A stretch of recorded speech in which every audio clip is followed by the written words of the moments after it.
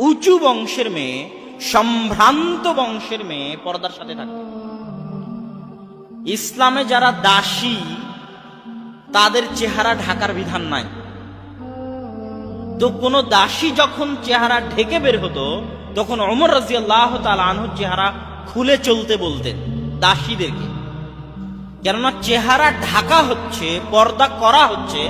কেউ যদি চেহারা ঢেকে পর্দা করে যায় তাহলে বুঝতে হবে উঁচু বংশের, স্বাধীন বংশের, সম্ভ্রান্ত বংশের সম্মানিতা, রানীর মতো সম্মানিতা একটা নারী যাচ্ছে।